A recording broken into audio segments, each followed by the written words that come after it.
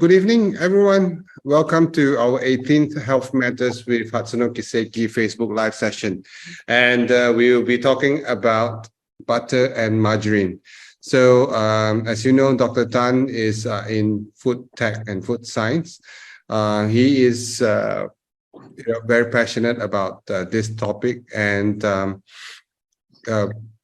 also, if you, the audience, have any questions or any topics that you would like us to talk about in our coming sessions, please do not be shy.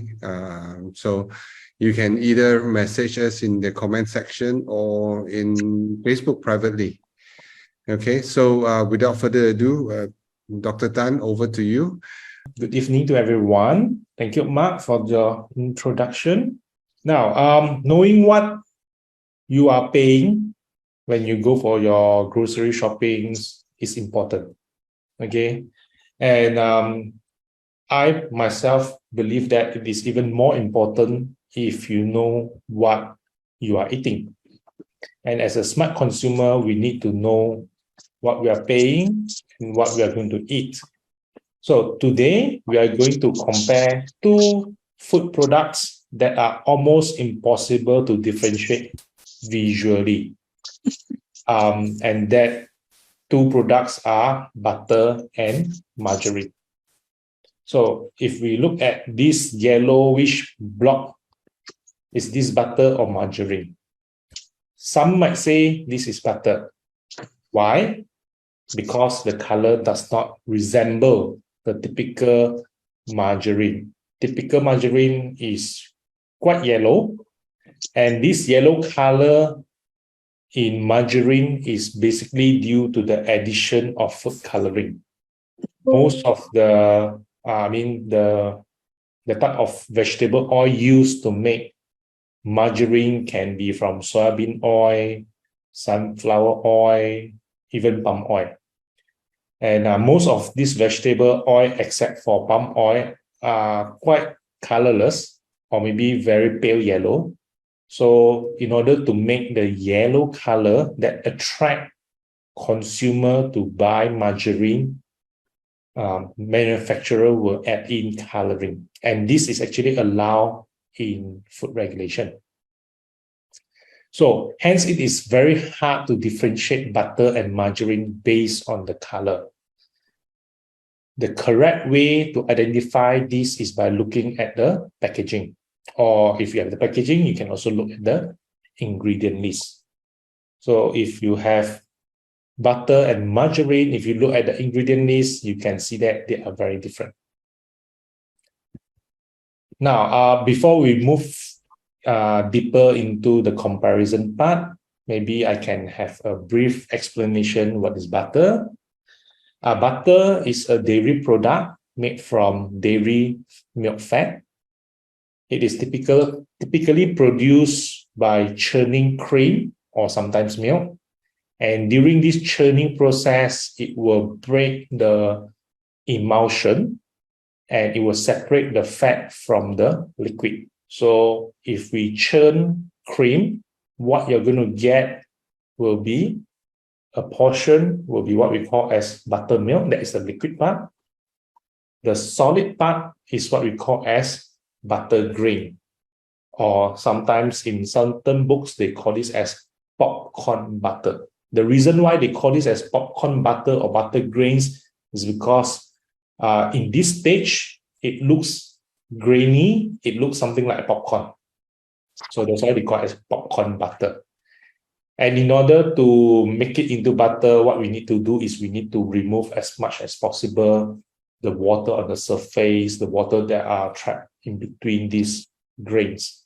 So what we do is we need to do working, we need to do shaping in order to remove as much as possible of this buttermilk.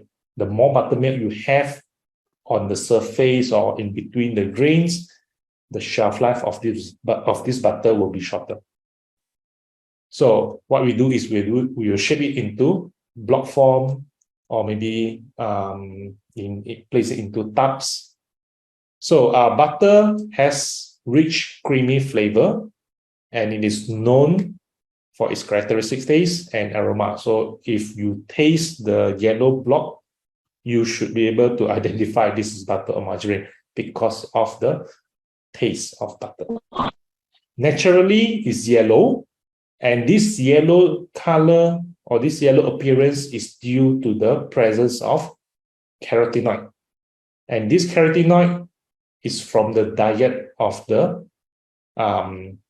cattle or the cow. So when they consume the grass, the carotenoid from the grass will be transferred to the milk. And when you use this milk to make butter, this carotenoid pigment will sort of like give the yellow color to the butter. So the more carotenoid you have in the milk or the cream, the butter produced will be more yellow. The less carotenoid in the milk or the cream, then the butter produced will be pale. And in regulation, we do allow manufacturer to add coloring as well to butter, but with one condition. This coloring must be plant-based. Okay. So the bad thing about butter, okay, a lot of people do make claims or do believe that butter is bad because of these two things. One is the saturated fat, another one is cholesterol. Okay, in the past, these two are the culprit in making butter as something bad. Of course, saturated fat is not good for your health. But then if we actually look at the type of saturated fat in butter, they are medium chain triglyceride. That means they are medium chain fatty acids. They are not the long chain saturated fat. So MCT or medium chain triglyceride actually is good for our body. So it's not to say that all saturated fat are bad. Some, yes, but for medium chain triglyceride is considered as a good thing. And in our body, we need cholesterol. If we don't consume cholesterol in our diet, our body will also produce cholesterol. So having cholesterol in our diet is not dangerous.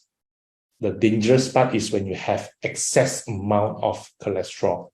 So if you recall back, I did share in the past the recommended cholesterol intake for daily is less than 300 milligrams. So if you are a healthy individual, consuming 300 milligrams or less shouldn't be a problem for you.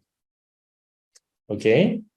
So the next one that we want to have a look will be on margarine. Okay. Margarine is a vegetable oil-based spread. So unlike butter, this is not made from milk or cream. This is purely created from oil blends and usually consisting of soybean, canola, palm, sunflower, and a few more. And it is initially developed as a low-cost alternative to butter. So if you compare in terms of the price, margarine is cheaper compared to butter. And one thing good in this is because it has less saturated fat as compared to butter. So margarine consists, the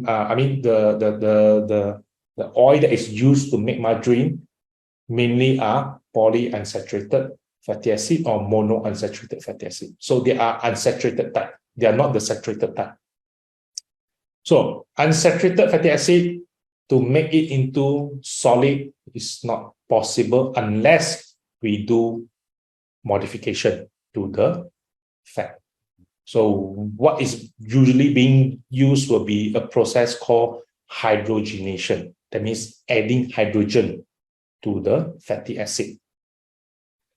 And usually what they do is they'll do partially hydrogenation. So they use partially hydrogenated vegetable oil. The reason is if you hydrogenize all the unsaturated fatty acid, you will end up with fully saturated fatty acid. Then it will be even worse than butter, because we all claim, some of us claim that saturated is not good. If you hydrogenate all the unsaturated into saturated in order to make margarine, it will be worse. So in manufacturing of margarine, usually they won't hydrogenate all. They will just hydrogenate a portion of it, sufficient to create solid at room temperature. So you will still find unsaturated fatty acids in margarine. So due to this hydrogenation process, it actually creates a type of fatty acid that is even more dangerous than saturated. And that is what we call as trans fat. So this trans fat is being formed during the hydrogenation process. And now we know that trans fat is not good for our health. It's even more serious or more harmful to our body compared to saturated fatty acid. Some manufacturers try to use a different approach. And one of them is what we call as esterification process, replacing hydrogenation. So far in Malaysia, I have yet to see any margarine being produced using this way. But you can check on the label, on the ingredient list, if they say partially hydrogenated oil, that means they're not using this process. So using this esterification process is claimed to be able to produce or to alter the characteristics of the unsaturated fatty acids to be able to form solid at room temperature without the formation of trans fat. So they claim that this approach is better. Okay. So if we are going to do comparison, before you do comparison, I talked about the hydrogenation process. So this is a slide to show you what do we mean by hydrogenation. So when we have unsaturated fatty acids, it means that this type of fatty acids has double bond. So if you look on this slide, the one on the left-hand side, this is unsaturated. So you can see double bond, 2 lines. It's like the equal sign. So what they do is they add in hydrogen in order to form it into saturated. So this process is what we call as hydrogenation. And if you can look at the picture below, there is an example of ingredient list for margarine. So over here, you can see vegetable oil blend. Blend means they use mixture of different type of vegetable oil. And what you see is over here, partially hydrogenated soybean oil, and only these two. Okay, but other brands might be using different type of oil blends, or maybe different type of vegetable oil. So the concern, like I mentioned, the concern when we are debating between who is healthier, is it butter or is it margarine? These are the elements that usually we will look at. Okay, in the past, like I say, butter had a bad reputation because of its high fat content, especially high saturated fat content and cholesterol. Margarine was considered a better alternative due to the low saturated fat content. And of course, also margarine, there's no cholesterol in margarine. However, it was found to have a more significant issue, that is the presence of trans fatty acid, depending on the process or the processing used to make margarine. So in typical butter or margarine, the fat content is 80%. So if your concern is on the fat content alone, there's no difference between these two. Margarine, still 80%, butter also 80%. Okay, but cholesterol, yes, cholesterol, in butter, you have cholesterol, but typical is about 0.2%. So if you take, convert it into gram, it's about 200 gram in every 100 gram of butter, 200 milligram in every 100 gram of butter. So you're not going to consume 100 gram of butter in a day. So the amount of cholesterol that you consume from butter is actually not a lot.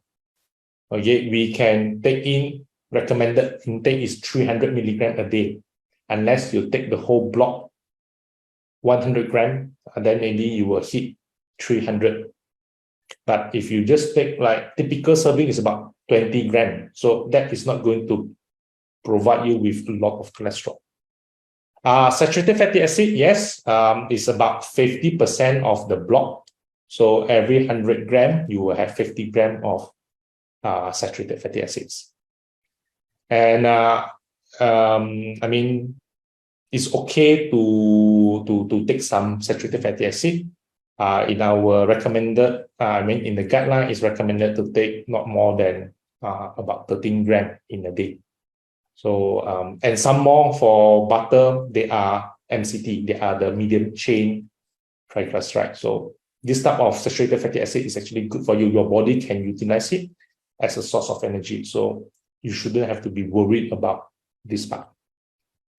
The trans fatty acid, this is for margarine. The amount, it varies depending on the processing. It can go as high as about 14 gram in every 100 gram. That means that is like about 14%. Certain processors can be lower than that. So it depends on the process. But I would say it could be 5%, 10%. That would be a typical value for trans fat. But if let's say they use a better method, then the value can be a bit lower. So this is the data that I obtained from USDA. So they are showing the composition between butter and margarine. Both are 100 gram, both are unsalted. So from here, you can see that the unsaturated fatty acids will be more on margarine. Saturated fatty acid will be more for butter. Cholesterol, yes, on butter, but absence in margarine. And then you have trans fatty acid in margarine. In butter, according to this data, it shows that there are some trans fatty acid in butter as well. But some claim that there's no trans fatty acid in butter. So this data is not from my experiment. This is from USDA. So I just adapt this. But in general, it should be lower than margarine. So if you compare in terms of the ingredient use, you'll be a bit amazed with margarine, because to make butter is very simple. You just need minimum one ingredient, that is milk. But if you want to make salted butter, then you can add salt. If you want to make it looks better, you can add in coloring, but it must be plant-based coloring. And this coloring is optional. It's not necessary for you to put, but if you want to make it nicer, you're allowed to add in coloring. But to make margarine, you need more than one ingredient. You need vegetable oil. You need water. You need salt. If you want to make salted butter, you need emulsifier, which is a type of additive to form the emulsion. You need preservative. You need acidity regulator. You need flavoring, because by default, vegetable oil tastes bland. So if you don't add any flavoring, it's very hard for you to sell the product. So usually they will add in flavoring. They will add in coloring to make it look yellow. And also they will add in added nutrient, vitamin A and vitamin D, which is these are the two typical ones. Why vitamin A and vitamin D? Because in the regulation, for some reason, it's mentioned that for margarine, they need to fulfill certain amount of vitamin A and vitamin D. So failing to get these vitamins from the raw material, they need to add in through added nutrient. Providing if the raw material is sufficient to provide the amount of vitamin A and D that are required by regulation, if the raw material is sufficient to provide that, then the manufacturer can save the term of cost. But if the raw materials fail to provide sufficient amount of vitamin A and D, manufacturer needs to add it to the product. So that's why if you look at the ingredient list for margarine, usually it will be very long. Now, this table is basically to compare the key elements between butter and margarine. So in terms of raw material, they are different. In terms of other ingredient, they are different. If you want to add preservative to butter, it's not allowed by regulation. You want to add emulsifier to butter, it's not allowed. But these two are allowed in margarine. So that's why even if you want to add emulsifier into butter, also cannot. If you add, it's considered as an adulterated butter. So your act of adding emulsifier into butter is actually considered as adulteration. So the process used to make butter and margarine will be different. One is churning. You think of it as like blending. Okay, you just want to break the emulsion from oil in water emulsion. You want to break it and convert it into a different emulsion that is water in oil emulsion. So that is churning. For margarine, is hydrogenation. Okay, the fatty acid composition will be different. Like I say, butter mainly saturated. It does contain cholesterol, but for trans fatty acid, it may contain trans fatty acid, but most likely no. Okay, vitamins in butter, they are actually naturally present in the butter. I mean, it comes from the milk.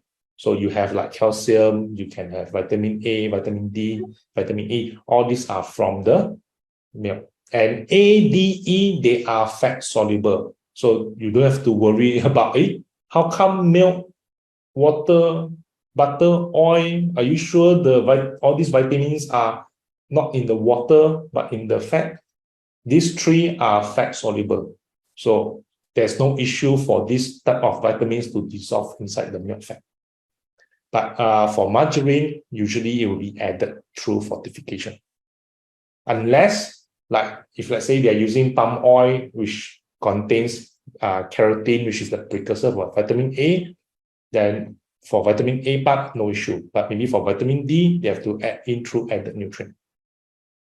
So the taste will be different, okay, between butter and margarine. And if you do your shopping, okay, in the retail market, it's not only two. Actually, there are a lot more options with different names because of the ingredient used and also because of the fat content. But butter and margarine are the one that we are all familiar with.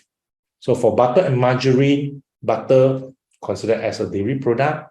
So it's a milk fat product. 80% fat content. If you have anything less than 80%, you cannot claim your product as butter. If you claim your product as butter, you're not complying with the food standard. This act is also considered as adulteration. So if you want to sell this type of butter with, not butter, like this type of product with fat content less than 80%, you have to change the name.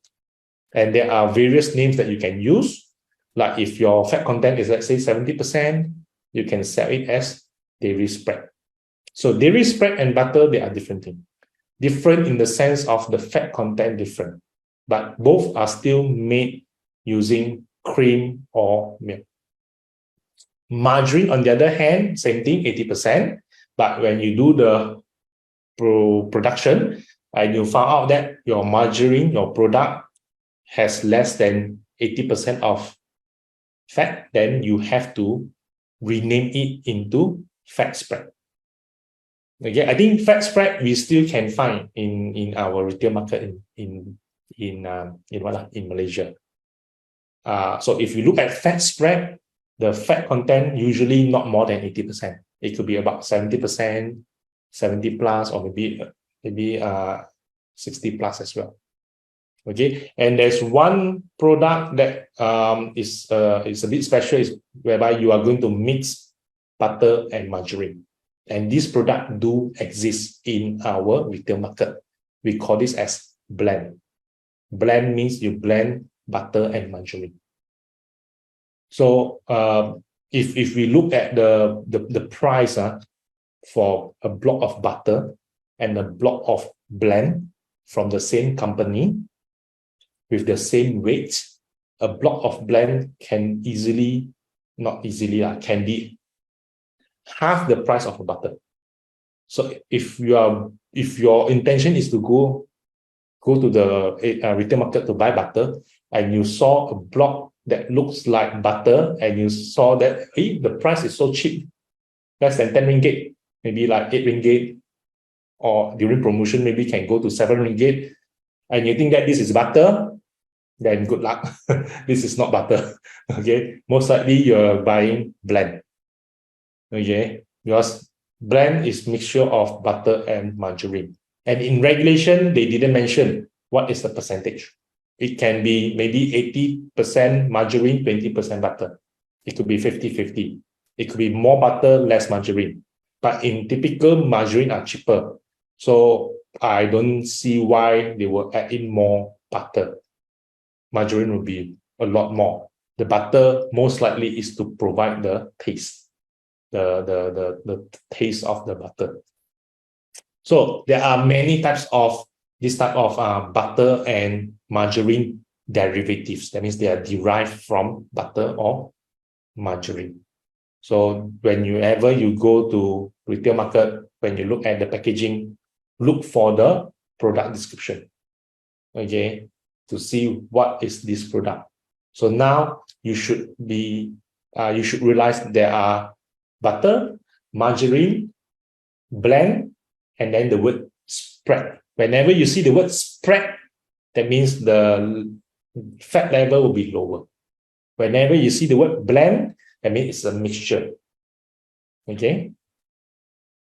So this is my last slide, which is the key takeaways. So both butter and margarine are high in fat content. So please do not trick yourself saying that I consume margarine is better because it's less fat. No, they are the same, 80%. If you prefer something which is minimally processed food, go for butter. Because to make butter, there's no modification in terms of chemical. You only modify in terms of the physical. But if you prefer something which is high in unsaturated fatty acid, then no option, you have to go for margarine. But hopefully you can try to choose those with less or very less or free from trans fat. So if you happen to come across margarine that is being produced using the interesterification process, then trans fat shouldn't be a concern to you. Okay. And if your concern is on the fat content, you don't want something which is high in fat content, then look for spread. Fat spread, dairy spread, all these should have a fat level lower than 80%. But when I say lower than 80%, it could be 79. Doesn't mean that lower means it's very low. It could be 79, it could be 77, 74. So do take note, look at the label, look at the nutrition labeling, what is the fat content. So if that is a concern, look at this content. If let's say it's too high for you, then you should go for some other thing. Okay, I think that's all for my sharing session. Thank you very much. If you have any question, feel free to ask. Thank you, Dr. Tan. Thank you so very much for the enlightening session.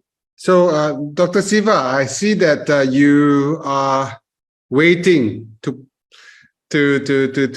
have some questions, or you have some ideas about what you can add on to this topic.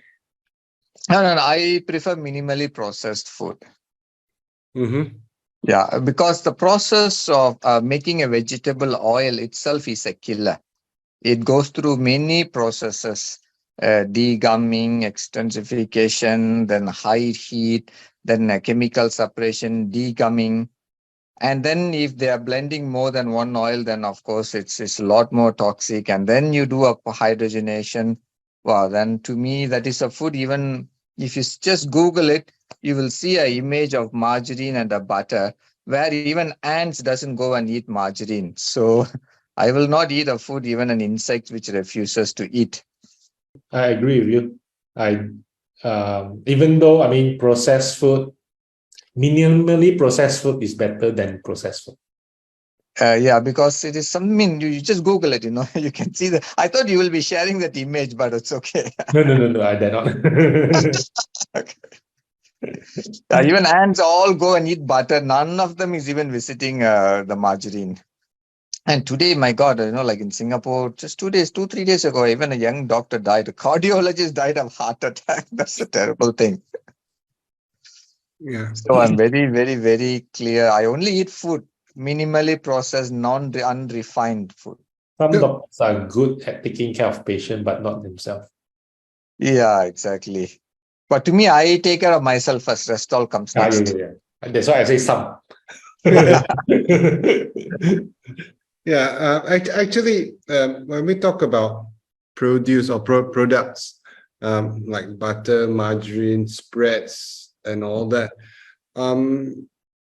all this and all the studies behind it that are done, and all the approvals that are done by USDA, to me, it is very much an industry-driven thing. How they can maximize, their profits from whatever leftovers that they have from producing certain things and all that, and they create all these items, and they rush it out. They send it to some lab, some university to do some quick study. Okay, you don't die within the next 1 month, so okay, you can eat. So that is the concern, because right now you see that there are a lot of things that are coming out. Like, take for example, all these genetically modified produce. GMOs. Yeah, they're crazy. They're crazy. Like, I don't know when the rapeseed oil problem is gonna blow up, because everything now uses rapeseed oil or canola oil, right? Yeah. And I believe I can't find the data, but I believe that 90% of rapeseed oil is GMO. Yes, that's right. Because naturally, rapeseed is not able to produce that much oil. Yeah, So, that's actually meant for lubrication. Canola oil initially was used as a lubricant for automotive used in World War I. And then they found a residue product, and that enters the food stream. Fluoride, all these are actually industrial waste, which is being pushed as a food, and our governments endorse it. That shows how much they care about people's health. Yeah. Some people say that canola stands for Canadian oil for lubricating automobiles. Something like that, yes. Yeah, it is unfit. It got highly toxic substances, and then scientifically. I don't know how true is that, but then don't quote me. It's just something I heard from somewhere else to be on the safe side. But yes, butter for me personally, butter is best for us because it's the most natural form. Same goes with ghee, like what we spoke about earlier, Dr. Siva. Yep. Yeah.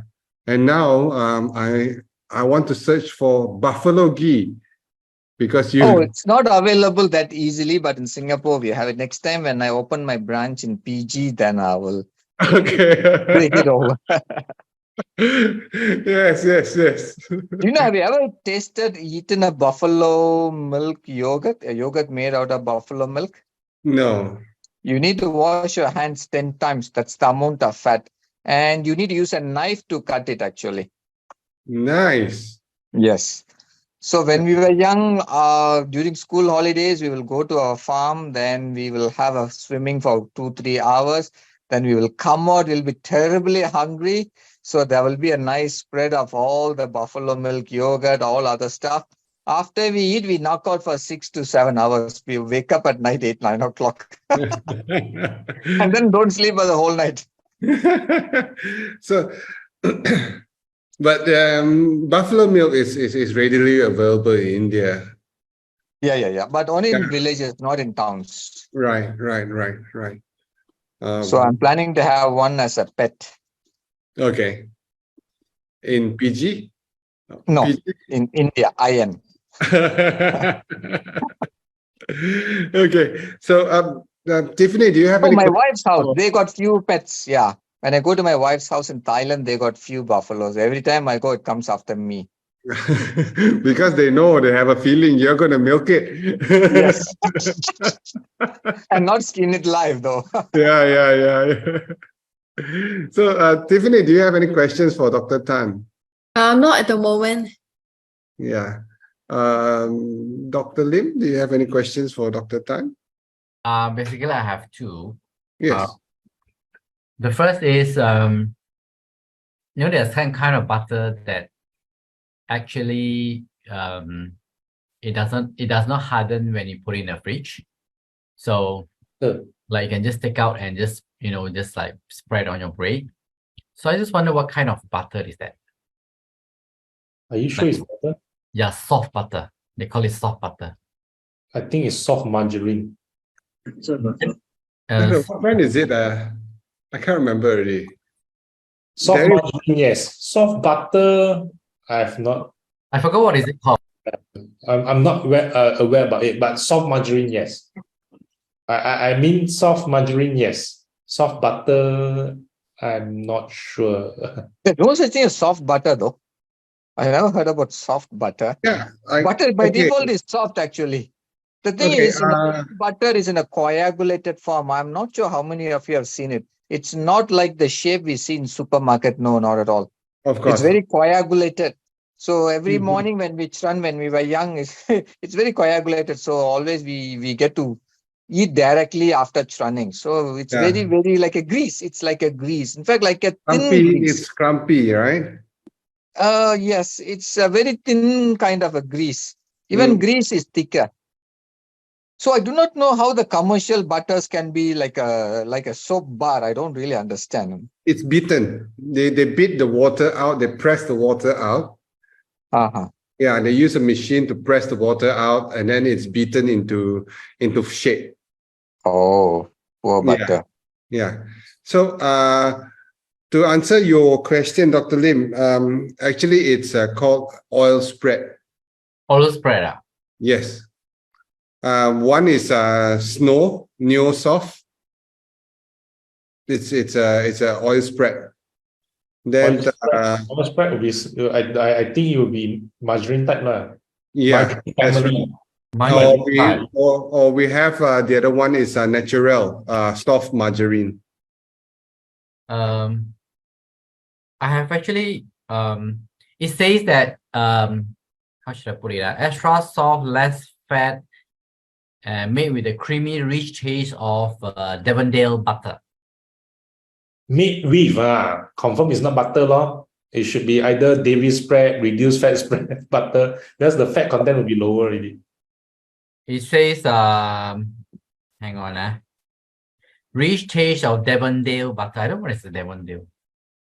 It could be a brand, it could be a location. Yeah, it could be brand or something. Devondale. Okay. Devondale, it's a location. The location is in Australia. Yeah, because I bought this butter from Australia. It's not butter. You bought a spread. Butter. It could be dairy spread. It's a spread lah, so I suppose. It's a dairy spread. Then the fat content could be lower. Yeah, correct. You're right. What is the fat content? The butter content or fat content? Fat content. The fat content total saturated is serving size for 5 grams is about 60 gram. 5 grams, 16 grams? 60 gram more. Per 100 gram per 100 gram, yes. 60%. So reduced fat butter. Reduced fat butter. But is this spreadable? Yeah. I think because of the fat content is lower already. So it doesn't solidify as much as a regular fat. A regular butter. I see. All right. Okay. So you got corn. It's not butter. It's not butter, okay. It's not butter. But it tastes very nice. You see, got in the ingredient list, do you see flavoring? Let me see. Flavoring, natural flavors. Flavoring, of course, it tastes better. If butter, they don't allow to add flavoring. It only puts natural flavors, but it didn't state any flavor. Is that? Yeah. I mean, it's natural, but it's still an additive. I see. Okay. All right. And my second question is normally the butter that we have is actually for the cow's milk. Yes. So if you compare with the cow's milk butter, goat's milk butter, and also the buffalo mix butter from Dr. Siwa, which one do you think is actually better? I've never tried before, but I mean, you can make butter using other types of dairy milk, goat, cow, buffalo, shouldn't be any problem. Just that, of course, the taste will be different. In Malaysia, at least in Penang, or at least in the shopping mall that I visited, so far, all made using cow's milk. So I'm not sure whether the butter made using goat milk or using buffalo milk will be better or will be the same. No. Goat milk got a kind of a taste, smell. I don't think anyone can tahan it. But buffalo milk is fine. Thick, rich, creamy, and very delicious. Is it available in Singapore? Oh, yeah. Butter. But I imported buffalo milk to make coffee for me during COVID time. So from a farm in India, they will milk it. The same night it goes to a factory, they will pack it, goes to the airport. The next day morning, it's here for me to enjoy. Oh, no, Dr. Siva, what I mean is the butter. Yeah. It's Butter made delicious. from buffalo milk. Very, very, very delicious. Buffalo milk, buffalo butter, buffalo ghee is my favorite. The next time I visit Singapore, I should have. Yeah. Else I will bring it there. Then we can make a bread toast and then add the buffalo milk ghee and enjoy the toast, French toast. Sorry, Dr. Lim, I have no idea how it tastes. I guess like there are a lot of people who says that goat's milk the taste is not as probably we are not used to it. Yeah, not used to it. We are not used to it. It's just like the meat of the goat also. It has this kind of smell, but to some people it's oh my God, for Middle Eastern people and Indians, they love mutton. No wonder they die of heart attack fast. Including me. Yeah. So like in the nutshell, Dr. Tan, you have all this data that writes margarine is better or presumably better than butter. But you as a scientist, what do you think? Okay, what do I think? I cannot say margarine is not safe to be consumed. Consume it in a controlled amount. Okay. If you let me choose, yes, I will choose butter. Okay. In my fridge, only butter. Yeah. Okay. So let me see if there's any questions from the audience. Audience, do you have any questions? You can raise your hands. And actually, in my lab classes, I do teach how to make butter. Of my practical class for my undergraduate. Okay. Oh, nice. Do you use the wooden paddle or? No lah, I use blender. Oh, we use churner, the wooden one, and then we hold the pot in between our legs, and then we used to do churning by hand. Yeah. It's a churner, the wooden churner, Yeah, no, we use hand. We use hand itself, actually. Oh, okay. Yeah. In the village life, my lovely life. Okay. Yeah. So yeah, I guess if we don't have any questions, okay, no, we don't have any questions. I guess that's all for today. Our next session will be on the 4th of October, which Dr. Lim will be talking about our latest findings of Kiseki's metabolites. What are the type of metabolites? Yeah, metabolites basically is the reason why Kiseki works. Can I say that, Dr. Lim? Yeah. Yeah. So out of the whole research, we have found more than 2,000 types of metabolites in each and every product in different volumes and concentrations, right, Dr. Lim? Yes. Okay. So yeah. So if you guys would like to learn more about Kiseki and why it works and what are the metabolites that are prevalent in Kiseki, join us on 4th of October. And also, we will have in our session after Dr. Lim's session, which is on the 18th, we will have a new speaker that will be joining us, which is Dr. Teo.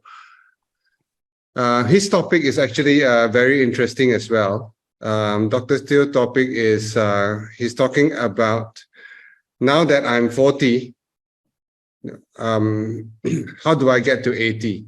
That's something which is, which is very, very interesting. So yeah, he's an A&E doctor, and he'll be speaking to us on the 18th.